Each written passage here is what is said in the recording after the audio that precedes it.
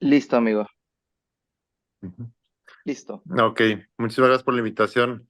Bueno, pues como todos sabemos, este no es un Spine Webinar cualquiera, es el número 57 que conmemora un año de este trabajo tan monumental que han logrado el doctor Sosa y colaboradores. Mis respetos, mayor admiración para todo esto que han hecho. Y el tema de hoy es el SIBORA, correlación de características clínico-radiológicas en población adulta para el manejo neuroquirúrgico. Y lo va a coordinar el doctor Apolinar de la Luz Lagunas, que tiene más de 15 años como neurocirujano, como cirujano de columna. En el 20 de noviembre, profesor titular y no solamente de neurocirugía, sino del curso de columna también, así como uno de sus alumnos, que es el doctor Isaí, espérame,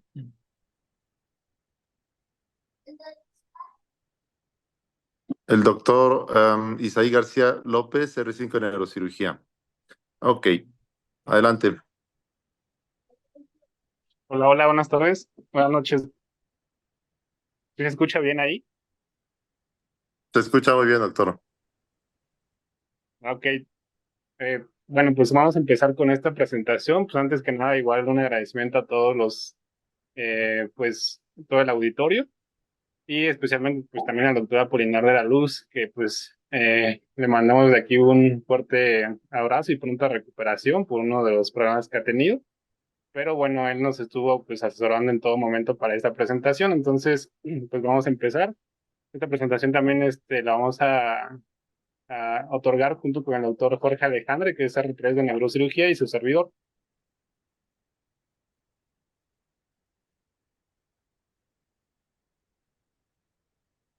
Bueno, pues antes que nada queremos remarcar el contenido de la presentación. Vamos a ir desglosando cada uno de estos objetivos, el reporte de caso, diagnóstico, tratamiento, la introducción hasta las conclusiones. Y básicamente los objetivos de esta presentación es describir, revisar los hallazgos clínicos y de neuroimagen, recordando que esta entidad que vamos a definir en un momento, pues es un síndrome radiológico como tal. Proponer diagramas diagnóstico-terapéuticos, demostrar la importancia de la exploración clínica seriada, continua y su correlación imagenológica, e identificar posibles lesiones de la médula espinal para un manejo temprano y eficaz. En nuestro Centro Médico Nacional, pues tenemos afortunadamente, pues algunos de los recursos con los que contamos con algunos, proveedores que nos ayudan a las cirugías y hacemos cirugías, pues desde mínima invasión hasta abiertas. Sin embargo, quisimos abordar este tema del SIBORA porque no es un tema tan frecuente, no es una patología tan frecuente en nuestro centro porque somos un centro de tercer nivel, o sea, somos un centro de referencia. Entonces, esta patología como tal traumática, pues sí la vemos, pero no lo vemos tan seguido o tan frecuente. Sin embargo, pues sí tiene mucha importancia, como lo vamos a desglosar más adelante, y es por eso que hemos elegido pues este tema también para participar y para compartirlo con ustedes, porque les repito, pues también hacemos procedimientos, como ustedes conocen, pues desde una cirugía tubular hasta una cirugía ya abierta con apoyo pues de navegación en 7D e incluso otras pues, herramientas. Ya como tal, definiendo lo que es el SIBORA, que es una lesión espinal o Spinal Cord Injury, esto como tal es una lesión de la médula espinal sin evidencia radiológica pues como tal de que tenga alguna anormalidad. Con el paso del tiempo vemos que esto se describió pues desde el 82 con Pang y James Wilberberg. Esta entidad solamente la describieron o inicialmente se describió en niños, es decir, fue catalogada como una lesión espinal sin evidencia radiológica anormal, pero solamente en niños. Posteriormente, otro autor, Hirsch, en 1993 lo define ya en un adulto, y ya estudios más actuales, en 2013 y en 2015, hacen series ya como tal de adultos y de niños en 2013 y 2015 respectivamente. Vemos que a lo largo pues, del tiempo esta entidad radiológica ha cambiado o se ha modificado como tal a SIGUORA, que como tal quiere decir radiológica, es decir, Pang solo lo describió como tal en alteraciones estructurales a base de radiografías y posteriormente se fue agregando el término Siboret o Siboset, Siboset PET, en base a tomografía o incluso resonancia, como vamos a ver más adelante. Pero es muy importante dejar en claro que esta entidad, este síndrome clínico radiológico, inicialmente se describió radiológicamente para evidencia, sin evidencia como tal de una fractura de una alteración osteoligamentaria en niños. Y posteriormente, pues como les comento, se fue desarrollando con el paso del tiempo y conforme pues hemos tenido más herramientas de neuroimagen, hemos tenido tomografías y resonancias, pues ya como tal estas herramientas. Vamos a pasar con el reporte de caso. Aquí me va a apoyar mi compañero, el doctor Alejandro. Bueno, vamos a presentar el caso eh, sobre esta patología y bueno, vamos a tener que tenemos una mujer de 47 años de edad, originaria y residente de la Ciudad de México. Con antecedentes personales patológicos, únicamente contaba con hipertensión, sin antecedentes como tal quirúrgicos. Ella comenzó su padecimiento actual estando en un partido de fútbol. Ella estaba jugando fútbol y recibió un traumatismo craneoencefálico secundario a un impacto por una persona que, pues, lamentablemente recibió un impacto directamente contra la pared. Secundario a este traumatismo craneoencefálico, tuvo una pérdida del estado de alerta referido por sus familiares de 5 segundos y con una posterior recuperación del estado de conciencia. Sin embargo, la paciente refería cervicalgia y náuseas, por lo cual es llevado a su hospital regional para una adecuada valoración. Aquí comienza su padecimiento actual. 22 horas posteriores de haber presentado el inicio del padecimiento, presentó una pérdida progresiva de la fuerza de las 4 extremidades. Llamó la atención en las notas por la cual fue referida pues, de este hospital, que presentaba, empezó la disminución de la fuerza principalmente de miembros torácicos y posteriormente pasaron a los miembros pélvicos. Esto fue pues 22 horas posterior al padecimiento. Aproximadamente 24 horas posterior de que se inició con la pérdida de la disminución de fuerza, se inició un esquema a dosis altas que vamos a ver un poquito más adelante. Se solicitó una resonancia magnética cervical y por sospecha de una lesión medular es enviada directamente pues a nuestro servicio de neurocirugía del Centro Médico Nacional 20 de noviembre. A su llegada nosotros encontramos una paciente con glásalo de 15 puntos, pupilas de 3 milímetros, no presentaba alteración en los pares craneales. Respecto a la exploración neurológica en la fuerza, presentaba una cuadriparesia desproporcionada, vamos a ver un poquito más adelante, de predominio del lado izquierdo, del miembro pélvico. En las extremidades superiores se encontraban hipotónicas, tenía una hiporreflexia muy marcada bicipital y tricipital bilateral, con una fuerza tanto de músculos proximales como distales 2 de 5 en derecho y izquierdo. Respecto a la parte de los miembros pélvicos, predominaba una disminución de fuerza más marcada del lado izquierdo con 1 de 5 en músculo proximal y distal. No presentaba datos de hiperreflexia, presentaba, como les mencioné, tanto en miembros torácicos y pélvicos una hiporreflexia, no tenía signos de liberación piramidal y pues evidentemente por dada la fuerza pues no podía realizar la deambulación. Respecto a la exploración neurológica en la parte sensitiva, se documentó un nivel sensitivo muy marcado a nivel de C5, presentaba una alteración muy específica sobre la alteración termoalgésica y del dolor a partir de C5. Llamaba la atención que tanto la sensibilidad epicrítica, la propiocepción, la vibración se encontraban preservadas y pues el esfínter anal se encontraba preservado. Durante toda esta estancia hospitalaria nunca presentó datos de retención aguda urinaria y los esfínteres siempre estuvieron preservados.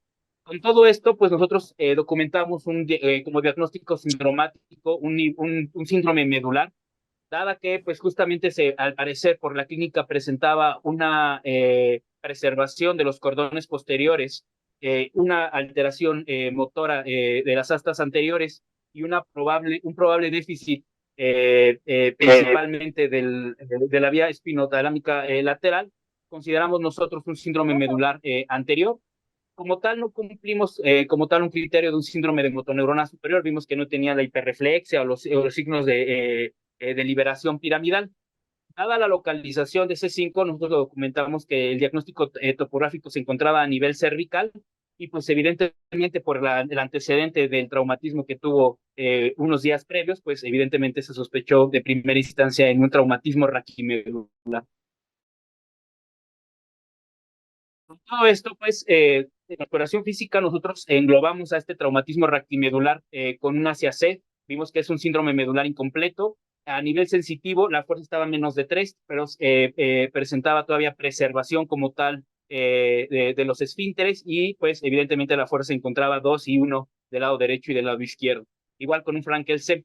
Con todo esto, pues, se solicitaron estudios de imagen que vamos a ver un poquito más adelante.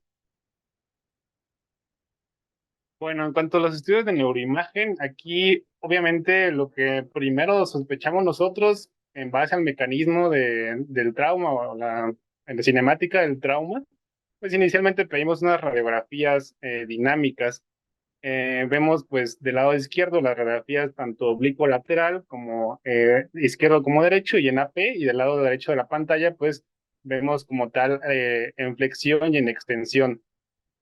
Como tal, no vemos más que una discreta rectificación de la lordosis en las dos proyecciones, tanto en flexión como extensión, pero no vemos pues algún movimiento, algún lado de desplazamiento, de listesis, ni algún otro dato de fractura o de solución de continuidad, tanto de ¿De muro qué, Memo? anterior, ¿De ni qué? transversos, ni tampoco de apófisis espinosas. En base a esto, pues tampoco vemos algo que nos llame la atención de primera instancia. Pedimos una tomografía, que sí vemos una rectificación importante, como ya lo habíamos visto en las radiografías dinámicas. Y en la reconstrucción 3D para hueso no vemos como tal, pues como lo comentamos, una solución de continuidad en ninguna de las estructuras óseas, tanto anteriores como posteriores y laterales. Entonces, solicitamos una resonancia magnética. Esta es una imagen de resonancia magnética en T2. A la izquierda está en sagital y a la derecha en axial. Como tal, nos enfocamos al nivel donde sospechamos podría estar en base en la sintomatología clínica en C5. De hecho, en C5 se ve a nivel del lado del ligamento amarillo, pues una ligera protrusión, una muesca que hace incluso este ligamento, pero no llega a condicionar como tal una estrechez realmente o un contacto directo con la médula espinal o con los cordones posteriores. De igual manera, perdón, la sintomatología de la paciente no fue de una afección de cordones medulares posteriores, es decir, la sensibilidad propioceptiva epicrítica no estaba alterada. La que estaba alterada, como lo comentó el doctor, previamente, pues era la vía anterolateral o del sistema espinotalámico anterolateral. Lo demás vemos una buena dinámica del flujo de líquido cefalorraquídeo, perdón, del líquido cefalorraquídeo. Del muro posterior, pues no vemos como tal alguna alteración, pues per se. Y pues es importante que la audiencia pues nos haga los comentarios, las críticas, o ahorita o después, porque en base a esto es muy importante para definir el siguiente paso. Es decir, ya le pedimos radiografías dinámicas, ya le pedimos tomografía, ya le pedimos resonancia magnética y no vemos como tal. Si queremos, si nos ponemos un poco minuciosos, una discreta hiperintensidad que recorre, pero no es selectiva, es decir, no se ve un área como tal hiperintensa como para que nosotros digamos, pues sí, rotundamente o con certeza que tenga un área de edema medular. O incluso en el reporte de resonancia, pues no, bajamos también con los radiólogos y no reportaron ni siquiera pues edema medular o algunas microcontusiones. Tampoco se ve opacificado el líquido o hipointenso el líquido cefalorraquídeo para pensar en algunas microhemorragias que pues más adelante vamos a comentar. Esta también es del mismo día. Estos son unos cortes un poco más parasagitales. Tampoco vemos como tal, pues los vamos a comentar. Si ustedes ven algo raro, ven algo que llame la atención, lo pueden comentar sin ningún problema. De hecho, pues para eso es este caso. Eh, en base a esto, nosotros, ¿qué optamos? Pues pedir un estudio de neurofisiología.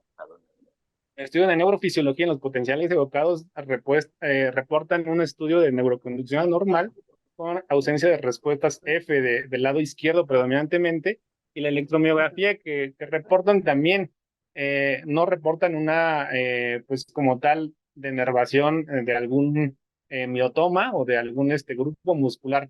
Sin embargo, sí los potenciales evocados reportan, sobre todo del lado izquierdo, una alteración por disfunción de la vía somatosensorial cortical temprana. Entonces, en base a estos estudios, les repetimos la resonancia magnética, ya nos estamos adelantando un poquito, 4 días después. Continuamos con el manejo que iniciaron en el hospital regional, es decir, con el esquema NACIS, con las dosis altas de metilprednisolón, y continuamos ese dosis de mantenimiento solo por 24 horas. Le repetimos, esta resonancia que prácticamente está idéntica, es decir, no mostró ninguna otra alteración, no mostró tampoco algún área que se nos haya pues pasado inadvertida. Seguían los mismos cambios a nivel del ligamento amarillo, con esa discreta muesca, esa discreta protrusión que no condiciona como tal o no es una justificación para que la paciente tenga una cuadriparesia desproporcionada y pues evidentemente a la exploración pues física. En base a esto, ¿cuál es el manejo, cuál es la conducta que nosotros podemos pues optar? ¿Qué hacemos después de 4 días que le dejamos a la paciente en vigilancia y que solamente lo manejamos con esteroides? ¿Qué es lo que sigue en este pues diagrama diagnóstico terapéutico? ¿Qué se hace pues como tal en un centro de trauma? Si se hubiera decidido por un manejo quirúrgico, por un manejo no quirúrgico, si se decidió por un manejo quirúrgico, ¿qué se hubiera hecho? Una laminectomía descompresiva, ¿cuántos niveles? Una laminectomía con fijación, ¿cuál es eso es lo que nosotros nos preguntamos y justamente por eso también es de los objetivos de esta plática, qué es lo que está reportado y que da mejores beneficios o mayores beneficios al paciente en la literatura y hacer la correlación. O un manejo no quirúrgico, es decir, manejo médico, manejo expectante, y pues cuál de estos dos o qué es lo que seguiría en el protocolo. Nosotros continuamos con el seguimiento, solamente pedimos valoración al inicio por rehabilitación y después, esto ya si se dan cuenta, pues es 2, 3 semanas después de que llegó con nosotros y reportan prácticamente lo mismo, es decir, en rehabilitación, 3 semanas después no ven como tal una mejoría, siguen con el mismo nivel de lesión medular y ellos lo integran a un programa de rehabilitación física. Nosotros, evidentemente, pues optamos por un manejo conservador, pues sometimos a la paciente a ningún procedimiento quirúrgico. Sí lo seguimos, la seguimos viendo y de hecho ahorita vamos a ver estudios más actualizados de resonancia magnética. Estos son estudios ya actuales, bueno, del año pasado, ahorita vamos a ver unos más actuales, pero prácticamente no muestran alguna alteración significativa, tanto en la ponderación T2 como en la ponderación STIR. Y este es un video de la paciente que evidentemente, pues con autorización de ella, está en su casa, la paciente sigue con alteraciones motoras, ya recuperó prácticamente, pues si no en su totalidad, la gran mayoría, ya puede ya sostenerse y deambular, pero sigue con alteraciones aún en la marcha. Las alteraciones termalgésicas ya desaparecieron por completo y pues no presentó como tal alguna alteración esfinteriana. Este es el último estudio de resonancia magnética. Ponemos los cortes representativos en corte axial y en corte, sagital a la derecha y a la izquierda de la pantalla, respectivamente. Y vemos que no tiene como tal, sigue esa misma, si ustedes me siguieron, esa misma hiperintensidad que se refleja en el cordón medular, pues prácticamente 2 años después no tiene alguna alteración como tal estructural pues que nosotros podamos decir que tuvo alguna lesión, un edema medular o una microhemorragia o un microinfarto o alguna pues sí alteración. Bueno, en base a esto y este caso clínico que nos dejó, los voy a repetir, pues una enseñanza a nosotros que no estamos tan acostumbrados a tener pacientes con trauma, pues a una revisión exhaustiva de la literatura. Como ya lo habíamos comentado previamente, esto se describió en 1982 y solamente se había aplicado para niños que presentaban datos mielopáticos posterior a un trauma. Sin embargo, esto solamente era con radiografía, que no se evidenciaba como tal una solución de continuidad, que no se evidenciaba una luxación, o no se evidenciaba pues como tal una fractura. ¿Qué es lo que encontramos en...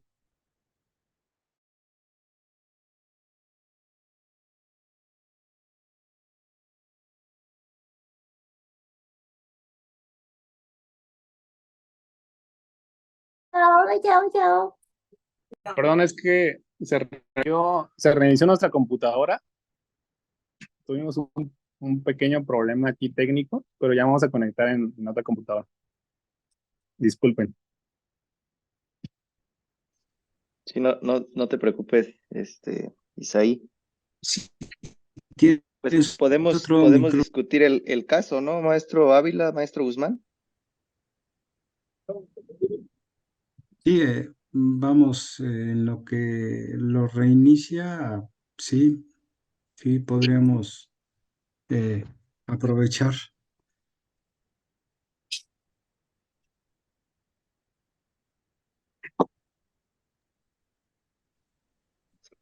Al, al- ¿Está el doctor Ávila? ¿Alguna pregunta que tengan respecto al caso que bien presentaron los doctores Isaí del Centro Médico Nacional 20 de noviembre? Yo sí tengo una Para pregunta, mí, doctor ¿no? Isaí. Mira, A Sí, ver, por ejemplo, ahí cuando tienes una paciente que le dieron pues un balonazo en la cabeza, que tiene un evento de trauma y tienes un síndrome medular incompleto anterolateral y tienes un ASIA C. Ahí yo te quería preguntar, ahí ustedes, por ejemplo, presentas unas radiografías dinámicas. Previo a eso hicieron radiografía estática, ¿verdad? ¿O se fueron directo a sí. las dinámicas? No. Sí, también se hizo. De hecho, ahí puse una estática, bueno, una P y una lateral, nada más que las fusionamos ahorita en la presentación, pero sí, sí se hicieron.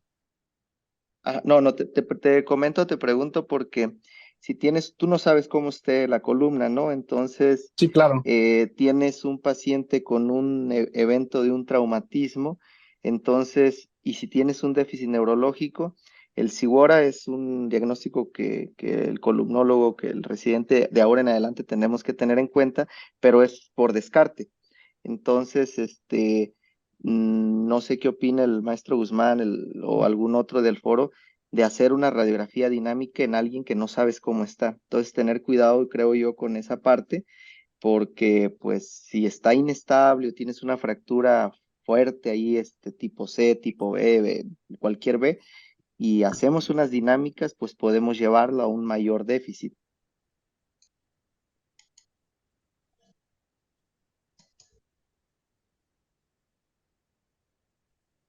Sí, por supuesto, doctor. Bueno, no, hizo una pregunta, perdón. Sí, ¿nos escuchan bien? sí, que si antes, o sea, antes de las dinámicas le hiciste nada más las radiografías Sí, estáticas. sí, por supuesto. Sí, sí, claro. Sí, claro. Ok. Listo, ya nos Listo, ya nos estamos estamos. reconectando.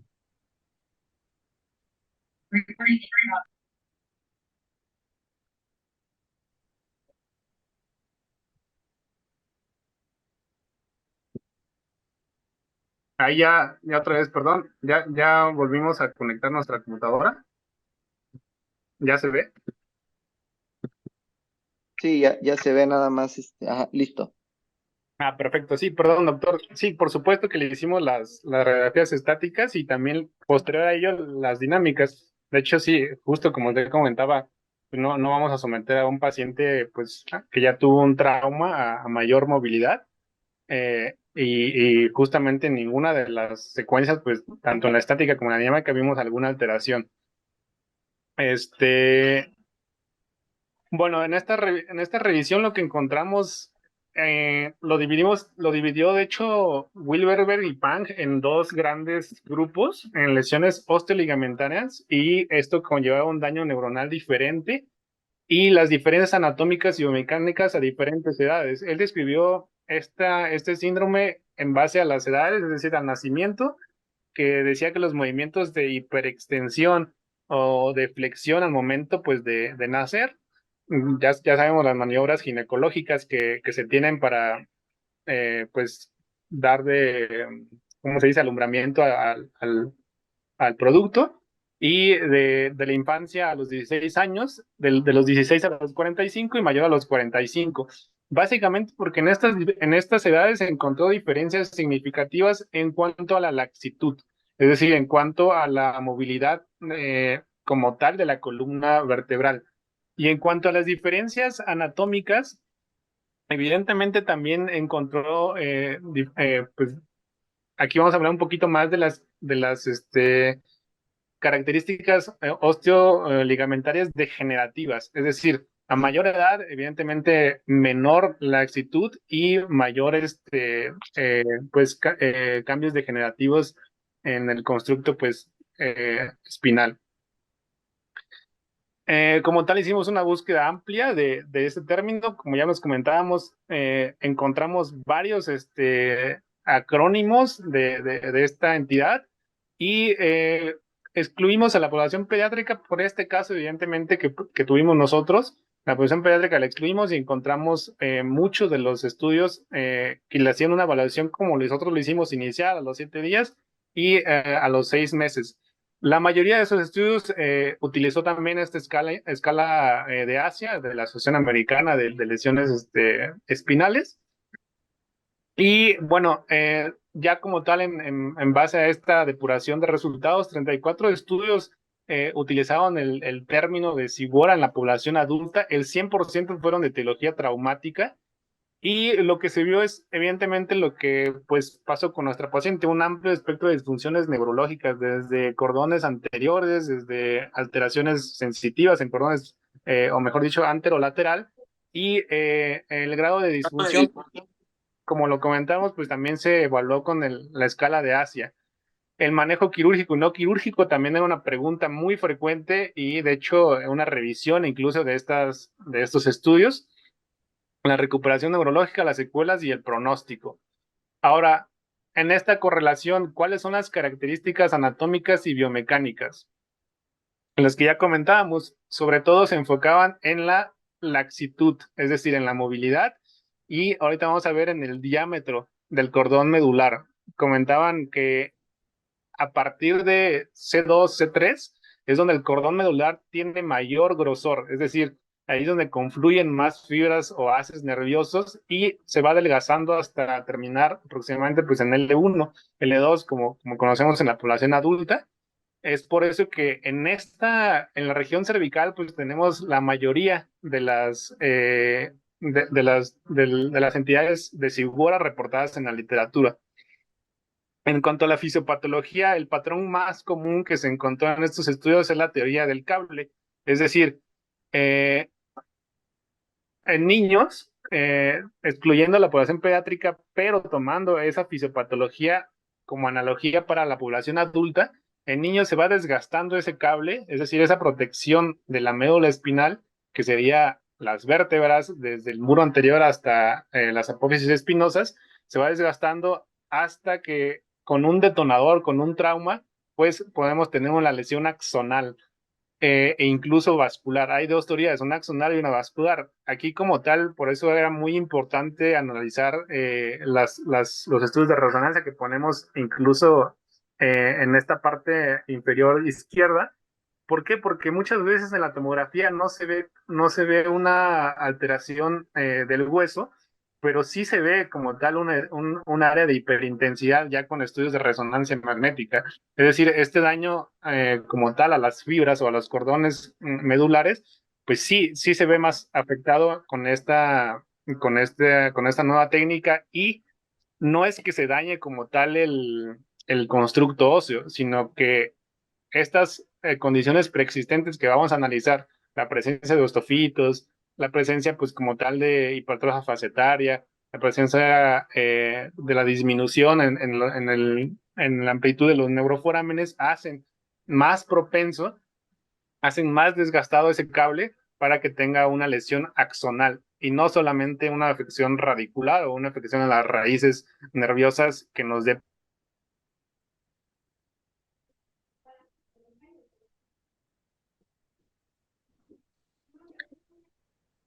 Y bueno, como se comentaba con el estudio de Pan, pues describe 4 mecanismos por lo cual pues se desarrolla la fisiopatología que se acaba de comentar. Las 4 mecanismos que describe Pan es la flexión, la hiperextensión y la distracción longitudinal y la isquemia. Esto es importante, como mencionó el doctor Isaí García.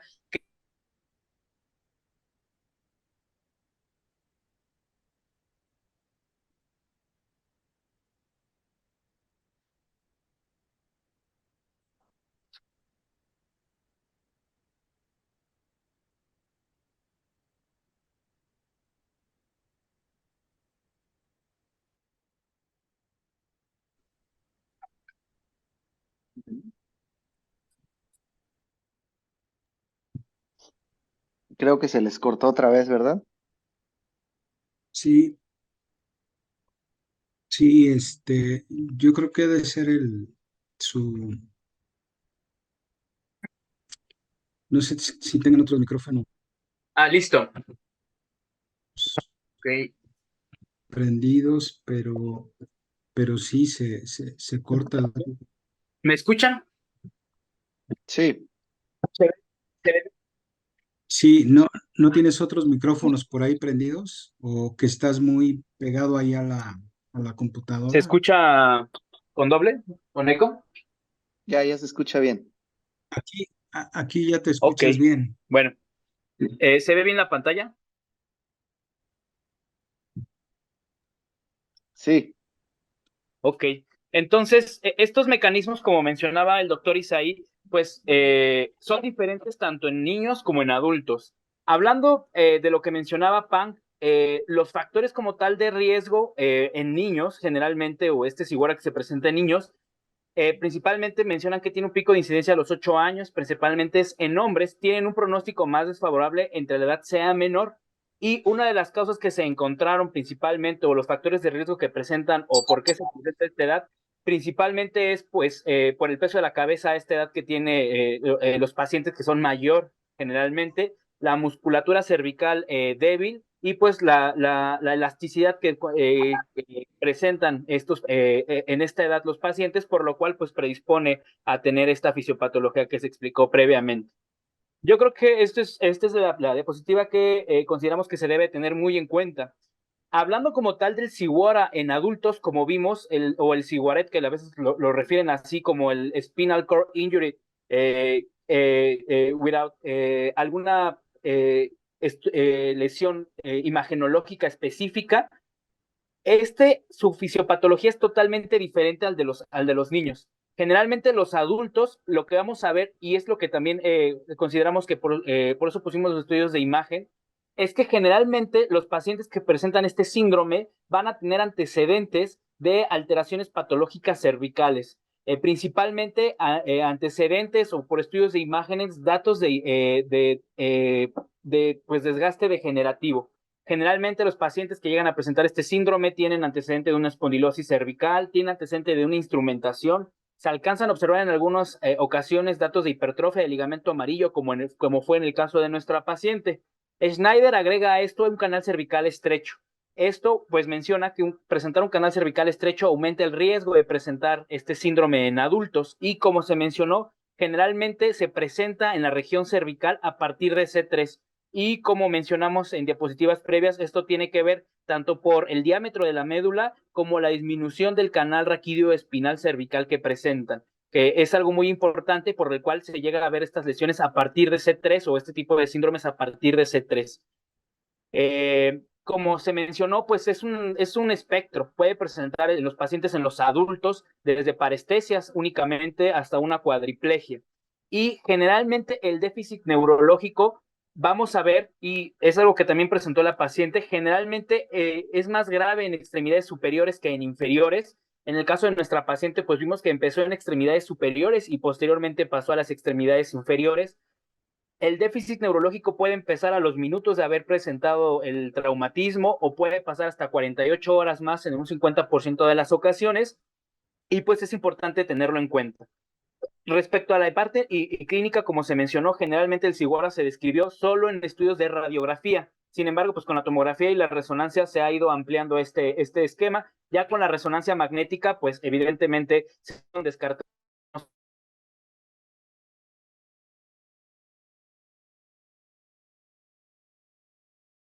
resonancia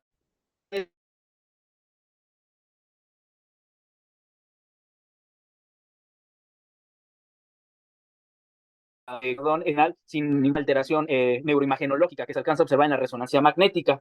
Como se mencionó, es importante tener la resonancia magnética porque en algunas ocasiones se puede alcanzar observar una discreta hiperintensidad tanto de un edema medular, igual en STIR. Respecto al tratamiento, como se mencionó, generalmente por la búsqueda que hicimos nosotros, encontramos que generalmente fue conservador. Y lo que se recomienda en ese tipo de síndromes son tres cosas. Primero, tener una inmovilización en los primeros días, evidentemente, pues descartar que no hay alguna alteración anatómica, como se mencionó previamente.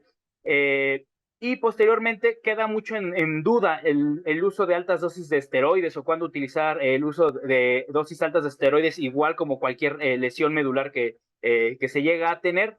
Lo que sí mencionan también es iniciar un programa oportuno de la rehabilitación, como fue el caso de la paciente. Como hemos visto, ha tenido una mejoría pues importante. La paciente pues ya puede deambular después de un año estando prácticamente en cama.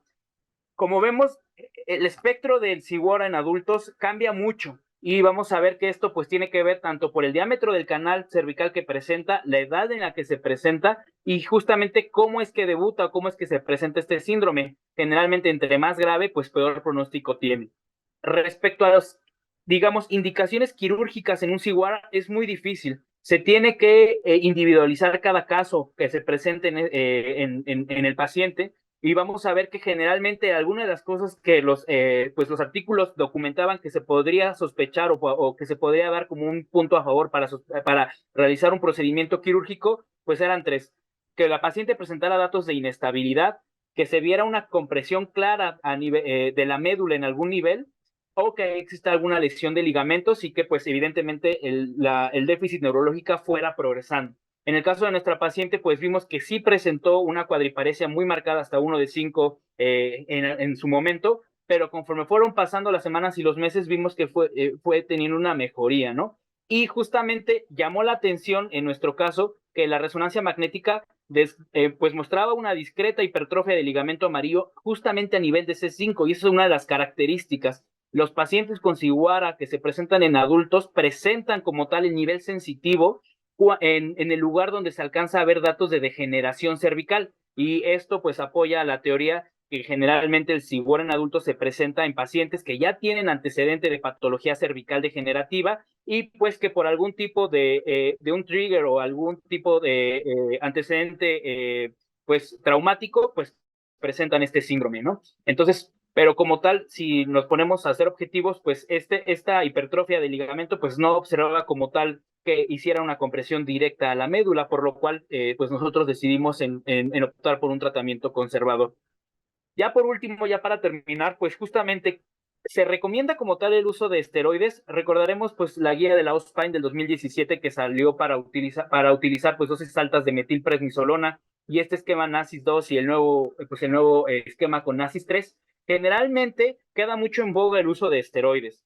Y lo único que recomienda como tal la OSPAIN es utilizar como tal en lesiones medulares si presenta el paciente o se empieza a utilizar esta dosis de esteroide antes de las 8 horas. Y aún así, pues la calidad de evidencia es moderada y pues la recomendación es débil.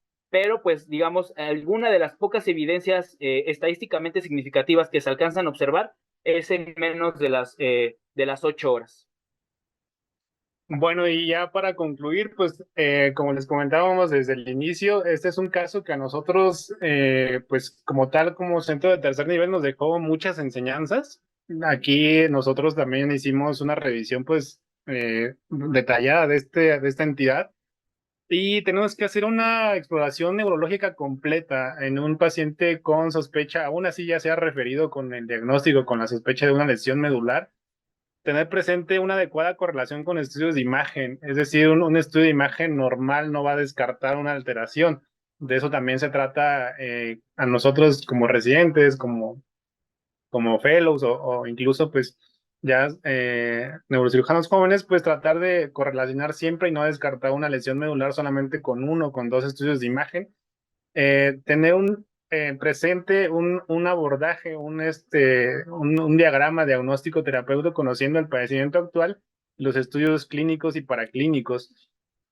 Como tal, el manejo, como lo comentábamos, también es bastante controversial en cuanto a las dosis de esteroides. Hay quienes prefieren o quienes dicen que pues, es mejor darlo que no darlo.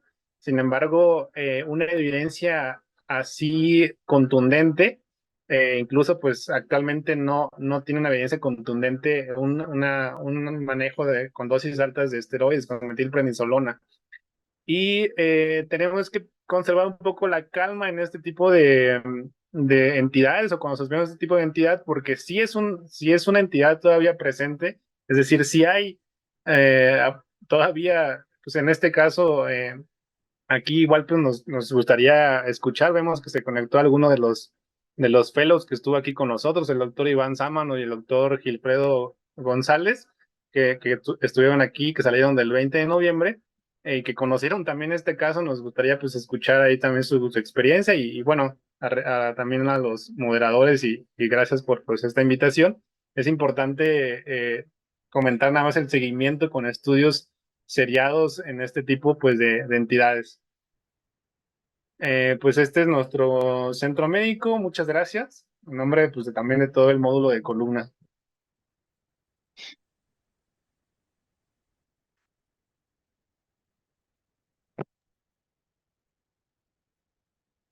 Adelante con las preguntas si le quieren hacer al doctor o alguna observación.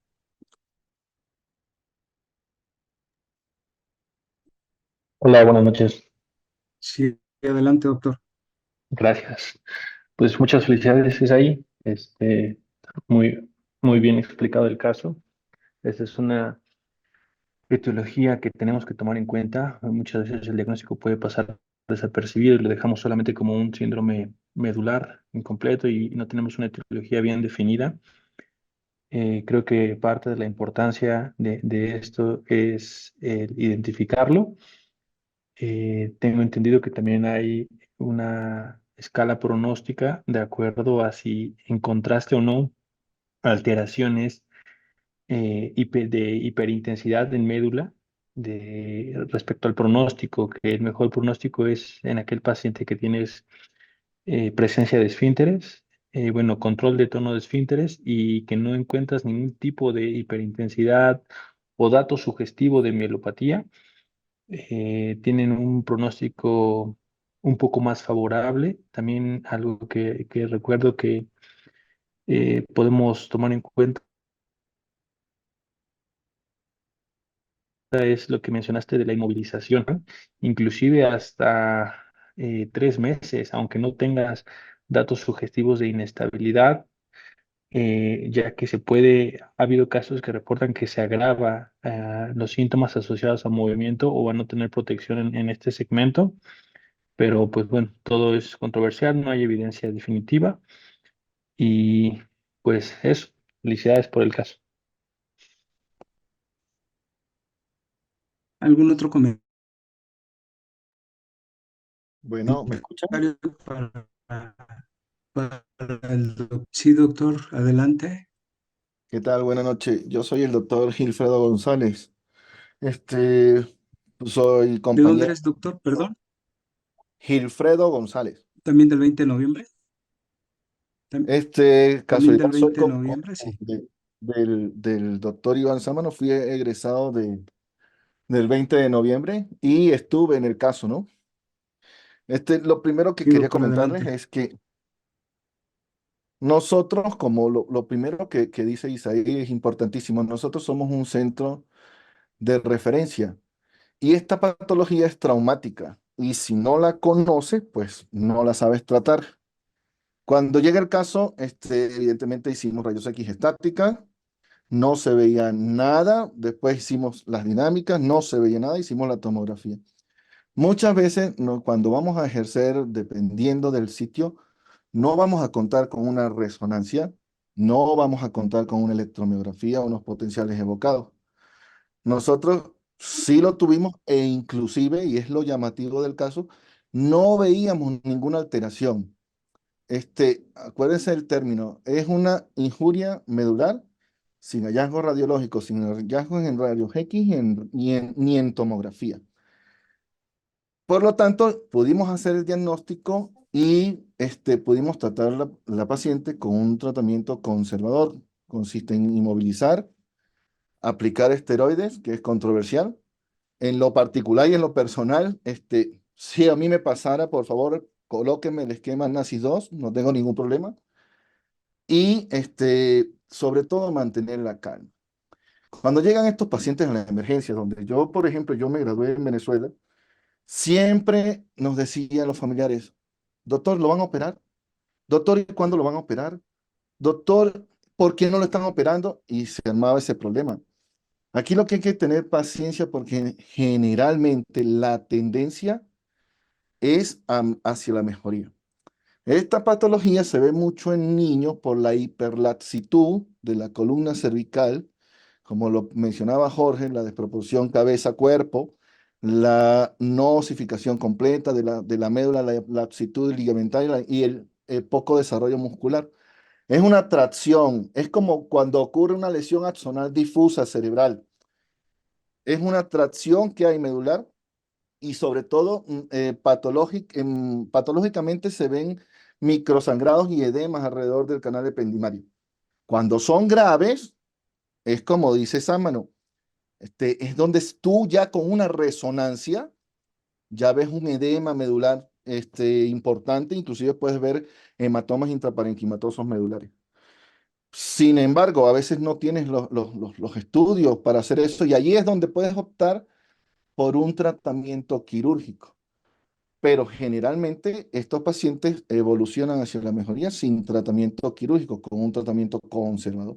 En este caso, esta paciente tenía un plus, que tenía una hernia discal degenerativa C5, C6, si mal no recuerdo el nivel, y una hipertrofia de ligamento. Y hacer la hiperlaxitud, el whiplash, durante el mecanismo del trauma, fue donde presentan los síntomas. Entonces muchas veces llegan estos pacientes a la emergencia, no, mire, el paciente no tiene nada, está fingiendo, tiene un problema psiquiátrico, quiere llamar la atención, pero pensamos en todo menos en que en verdad si es un síndrome, si es un problema fisiopatológico. Y si no se trata, pues inclusive puede llevar a mantener las complicaciones, no mejorar o morir. Entonces, el mensaje es pensar en el síndrome y tratarlo. Y con eso va a mejorar la paciente. Eso era todo lo que quería agregar. Sí, muchas gracias, doctor, por la observación. ¿Alguien más que quiera comentar del caso del que Sí, está presentando el Buenas doctor? noches, Ahí levantó la mano TMOG, maestro.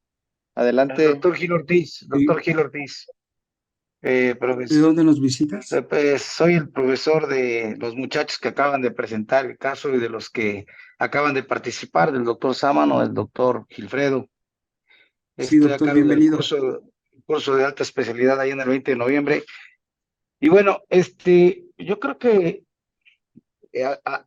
lo más importante de todo esto que acaban de hablar, y sobre todo el objetivo de este tipo de casos es para eso, para generar conciencia en la prudencia del médico y en los criterios, ¿no? Entonces, como les digo a todos los que han pasado por el curso, a muchos ya no se les va a enseñar a operar, pero sí se les va a enseñar a tomar decisiones.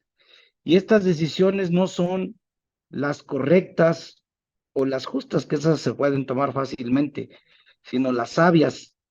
Y este caso es para enseñar a tomar una decisión sabia. Pero una decisión sabia se va a tomar cuando realmente tengamos los elementos clínicos que son los primeros. ¿Y qué nos pasa? Que a veces, entre el ímpetu de la juventud, queremos ya operar y hacer alguna nueva técnica y a veces no es necesario como lo acaban de presentar, ¿no? Entonces creo que este caso enseña mucho a que tengamos que tener la prudencia de un análisis clínico, porque a veces no vamos a tener todo para poder tener cómo demostrar si el paciente se debe de operar o no. Recordará tanto el doctor Sámano como el doctor Gilfredo, aquel paciente que estamos operando de escoliosis y que nos dijo la neurofisióloga, perdí los potenciales. y no encontrábamos la causa y lo que estaba pasando es que la paciente se estaba resbalando de la mesa quirúrgica y estaba en una V invertida, ¿no? O sea, teniendo una elongación de la médula. Y lo tuvo como durante una hora y se recuperó. Quiere decir que la sobreelongación de lo que acaban de hablar, el latigazo, puede ser una causa momentánea, transitoria, o que dure algunos días, inclusive con la disfunción del paciente. Entonces, eh, creo que lo valioso de este caso es no todo lo que el cirujano de columna ve tiene que verse cómo se encaja en un tipo de cirugía, sino en ocasiones hay que tener la prudencia y la certeza para decir no es quirúrgico. Ese sería el comentario agregado a lo que acaban de presentar los residentes. Sí, doctor, muchas gracias por su participación.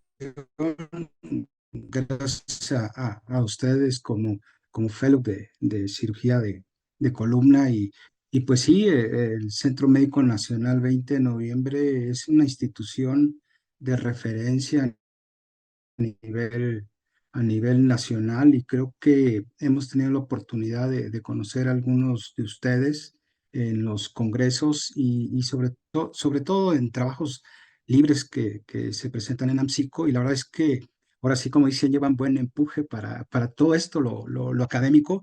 Y continuando con preguntas o comentarios, ¿alguien más nos podría decir si lo que estamos viendo de un Shigora es continuar con el tratamiento conservador o desde qué punto podríamos abarcar esta patología? Porque sin duda puede haber en recién nacidos, en niños, en jóvenes o gente mayor donde las condiciones tanto fisiológicas como anatómicas y la cuestión medular se van a ir modificando y cuando viene este mecanismo de lesión o lo que le llamamos nosotros la cinemática, del trauma, es como dice el profesor de ustedes, ¿no?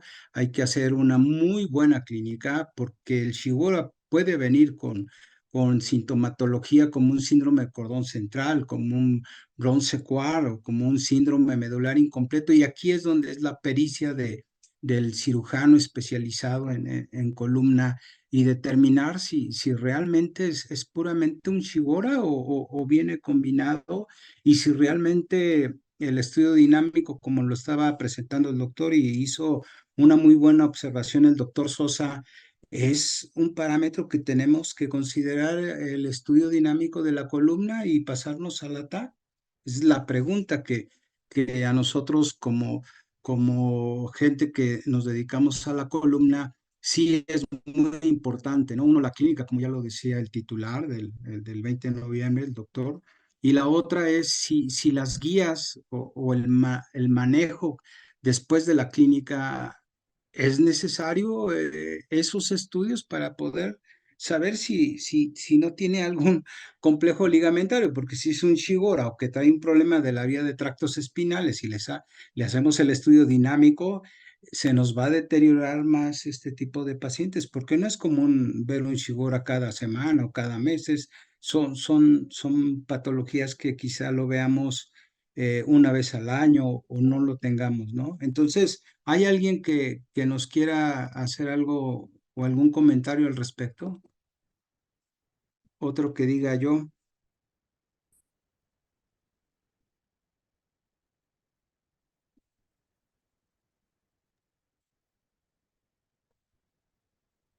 Decía el doctor Sosa que si realmente cuando tenemos este tipo de pacientes y que ya tenemos un síndrome medular, la pregunta es si tendríamos que hacer el estudio dinámico o no. Yo creo que en todas las series o en todas las publicaciones que existen en la literatura, creo que el estudio dinámico se debe de contraindicar, porque si tenemos una lesión medular y como comenta el doctor Sosa, no sabemos si trae lesión neurológica para poderlas clasificar de acuerdo a OSPINE, pudiéramos determinar más deterioro neurológico y si es mejor irse directamente a la resonancia o tiene que pasar por la TAC. ¿Qué opina usted, doctor Sosa Nájera? Levantó la mano el doctor Iván Samanodoc. Sí, adelante.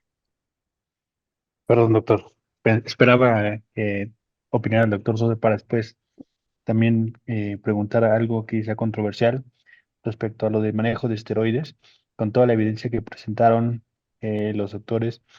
¿Qué opinan ustedes, doctor Sosa o doctor Guzmán o alguien más, respecto al manejo con esteroides? ¿Ustedes lo usarían en estos casos también? ¿Lo siguen usando en traumatismo medular? Gracias. Sí, yo Sí, creo que doc. sí, pero no sé si quieres que veamos la parte, una vez que ya tienes el cuadro clínico, los estudios de gabinete, y yo creo que ahí ya podríamos ya tener ahora sí el diagnóstico y pasáramos ya al manejo, que generalmente son tratamientos conservadores y mucha literatura te habla del manejo del esteroide, ¿no? Entonces, porque las fracturas, o de acuerdo a las clasificaciones de AO Spine para lesiones, para fracturas de la columna cervical o torácica, pues no hay una evidencia científica que te diga que el esteroide va a mejorar. Pero aquí es otra entidad, es otra cuestión en donde hay una lesión de cordones o hay eso que ustedes estaban mencionando, el estiramiento, pero va a depender del grupo etario con el que tú estés manejando, ¿no? Entonces, la parte radiológica, doctor Antonio Sosa, ¿qué opina usted? Y ya después, ahora sí nos vamos con el doctor que nos preguntó acerca del uso del esteroide. O sea, la pregunta hacia mí es si, si ¿Tú le de la parte pedirías, sí, tú le pedirías el estudio dinámico en un paciente que tiene síndrome medular y que lo lleves ahí con tu residente a rayos X y ustedes hagan ahí el estudio dinámico de la columna cervical? No, no, en el trauma nosotros no utilizamos, bueno, de acuerdo a la evidencia, no utilizamos dinámicas, pero creo yo que o sea, hicieron muy bien los doctores, porque, o sea, el doc comenta que hace un estudio dinámico, pero ya después lo especifica que hizo un estudio estático previo.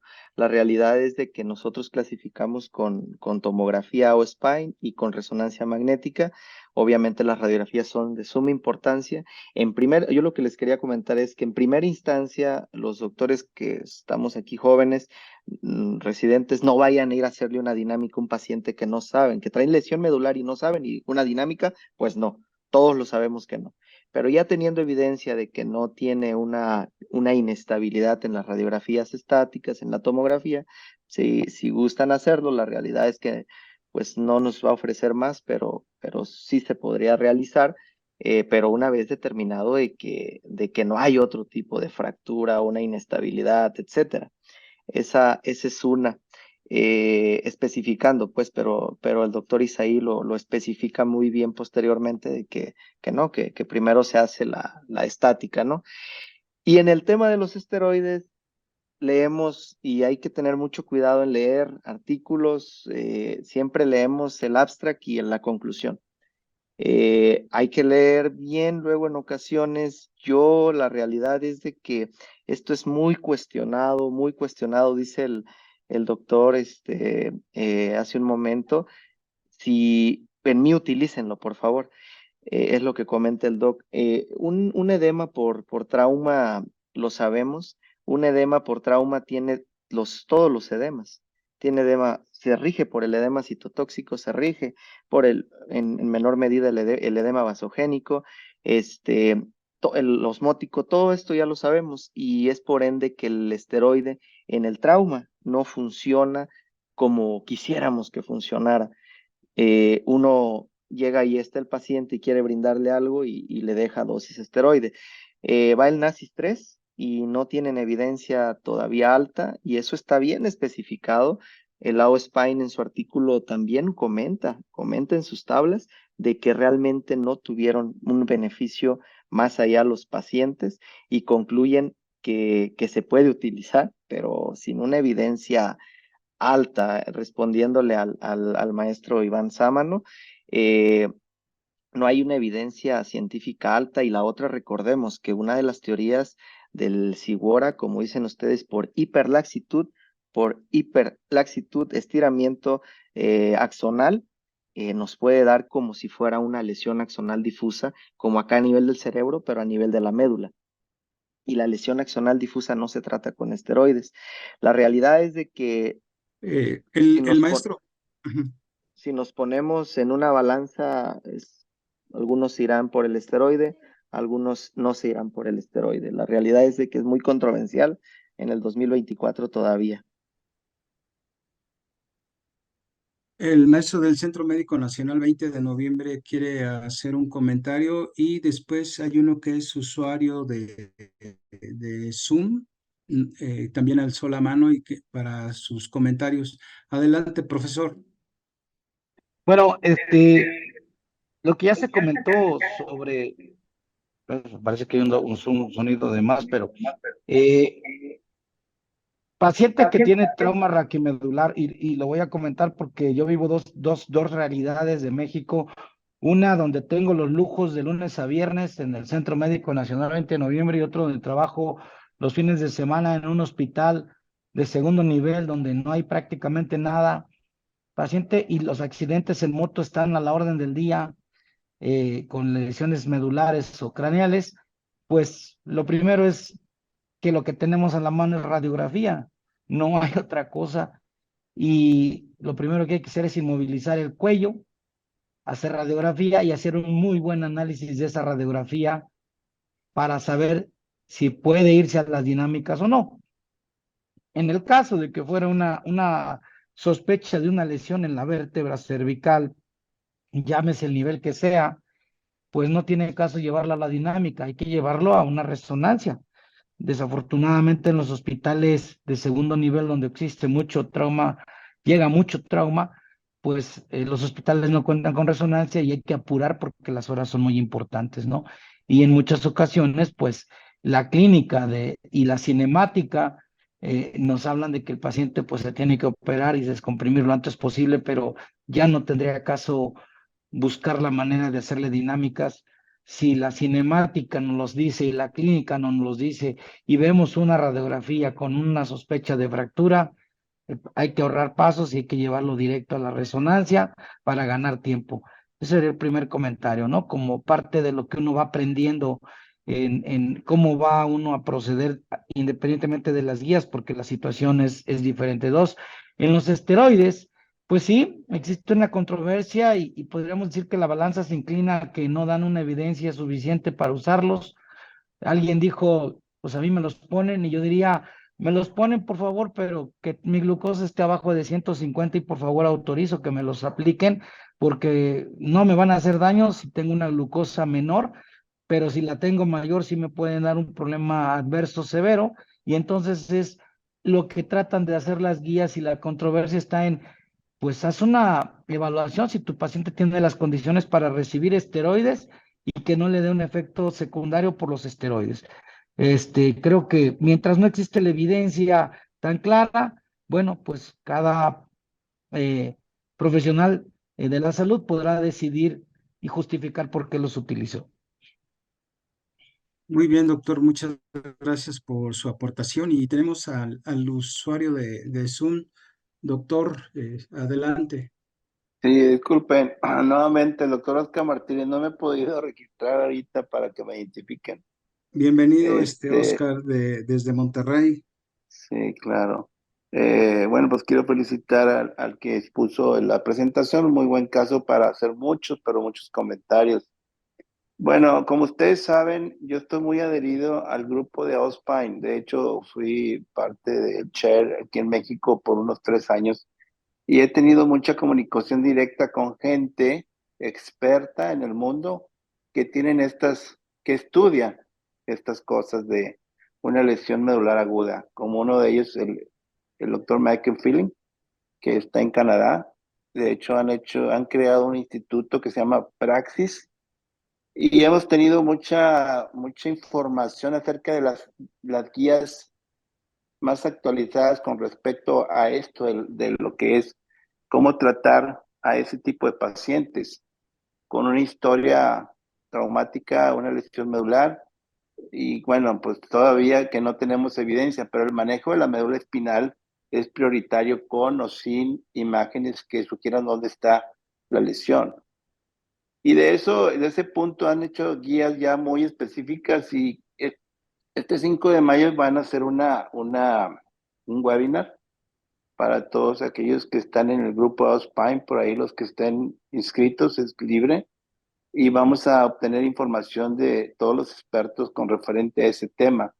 En cuanto al momento exacto de la cirugía, si es que tiene indicación, cuando hacer una descompresión temprana se considera o no de 24 horas, algunos hablan de 8 horas, y el momento del tratamiento farmacológico. Hay sustancias nuevas que se han hecho ya mucha investigación y creo que por ahí está, no sé si ya está en Estados Unidos como en venta a los hospitales. Aquí en México aún no llega. No recuerdo muy bien el medicamento, pero ya los esteroides en ese NAS ya están muy lejos de lo que viene con estas nuevas drogas. Miden mucho la presión arterial media, que hay que mantenerla en un punto de 75-80. Y bueno, hay mucha información y no quiero estar aquí hablando nada más yo les invito a que aquellos que tengan la oportunidad puedan ver ese webinar que creo que nos va a ayudar para entender toda la patología de la lesión medular aguda. Ese sería mi comentario y bueno, pues felicidades al que expuso el tema, que da mucho de qué hablar para comentar.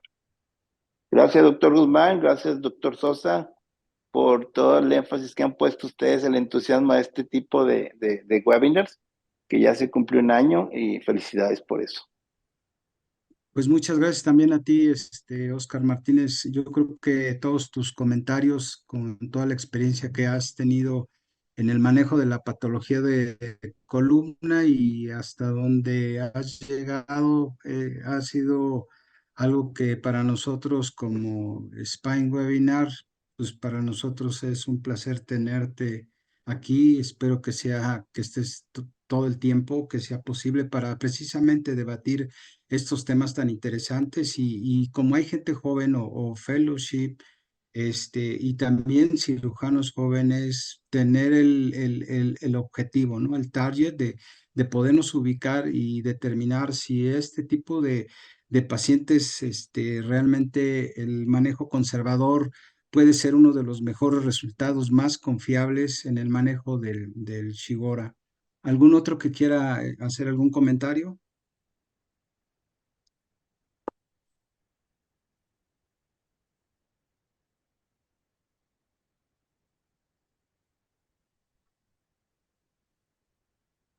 Doctor Sosa, ¿algún comentario que quiere usted aportar? Si ha tenido algún caso o este tipo de pacientes alguna vez le han tocado y nos pueda dar su experiencia Ninguno, ningún respecto al caso. comentario extra, ninguno, pero sí hemos tenido casos. Recuerde el paciente que cuando yo era su residente, su fellow, que lo presentan en la sesión que pues, lo iban a dar de alta, pero pues nosotros hicimos la sospecha de un Sigora, bajamos a valorarlo, como decía muy bien el doctor Isaí, hay que explorarlos, o sea, si no sabes hay que explorarlos, hay que hacerle una semiología neurológica adecuada, ¿no? Entonces detectamos que traíamos una lesión medular incompleta y este paciente traía esfínteres que posteriormente sí le hicimos rezo, pero pues bueno, traía una contusión medular a nivel de C4, C5, incluso no sé si recuerda, usted fue su médico tratante, debido a que lo bajamos a valorar con usted, y estuvo muy bueno ese caso, y ahí fue donde los doctores del ICEMIN van a presentar ese caso de Sigora en un AMSICO. Pero sí hemos tenido, y lo que dice los maestros del 20 de noviembre del Centro Médico Nacional es bien importante. Hay que tener la sospecha. Hay que tenerla, hay que tenerla, hay que tener la sospecha. Y la verdad, yo muy agradecido por este Spine Webinar con los doctores del Centro Médico Nacional por su apoyo, porque reiteran mucho y que existe. Y al existir tenemos que nosotros tener la sospecha de esta patología que existe y diagnosticarla y tratarla. Entonces, yo lo único que tengo que es que agradecer a los doctores por su excelente ponencia. ¿Algún otro comentario?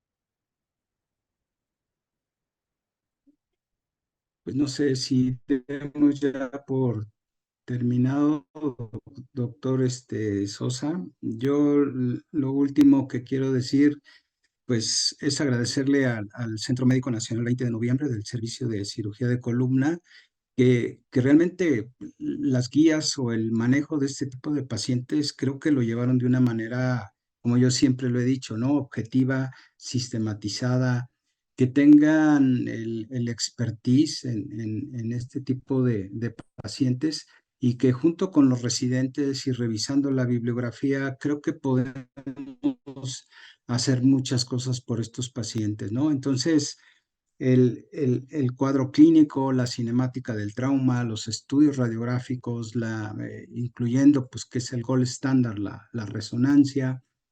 Creo que los potenciales abocados sensoriales o los estudios por electromiografía o la velocidad de conducción de tanto de la médula como del nervio periférico para este tipo de casos, creo que podríamos dejarlo para discusión, pero creo que el objetivo se cumplió. La verdad, yo los felicito a su profesor y a cada uno de ustedes que presentaron este tema tan bonito como es un Shibora, ¿no? Entonces, creo que fue muy provechoso haber sacado toda esta información y gracias a todos los que están conectados y gracias a todos los médicos que dan su opinión, como el doctor Oscar Martínez de Monterrey. Y si quieras cerrar tú la sesión, Antonio Sosa Nájera, pues, con mucho gusto. No, gracias. Bueno, Gracias. pues gracias maestros del Centro Médico Nacional 20 de noviembre y pues los esperamos que estén por acá en próximos Spine Webinars. Siempre es importante escucharlos y cuando tengan tiempo, pues esta plataforma son los lunes y pues es totalmente de fines académicos, lo saben todos ustedes. Y pues bueno, damos por clausurado. Le agradezco también a mi gran amigo, el doctor Rodrigo Ávila de Ángeles del Pedregal por la presentación de los doctores. Y pues bueno, damos por clausurado el Spine Webinar número 57. Que tengan buena noche todos, maestro, buenas noches. Nos vemos el próximo lunes. Buenas noches. Gracias a todos.